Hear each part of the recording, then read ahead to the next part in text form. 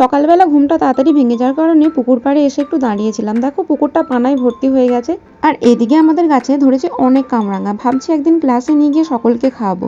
তারপরে আমি ক্লাসে চলে আসছি। ক্লাসে আসার পর বৃষ্টিকে নিয়ে গিয়েছিলাম একটু মার্কেটে, কিছু কেনাকাটা করার ছিল। তো কেনাকাটা করে ফিরে আসার সময় এই পেয়ারা মাখাটা আমাদের চোখে পড়েছিল।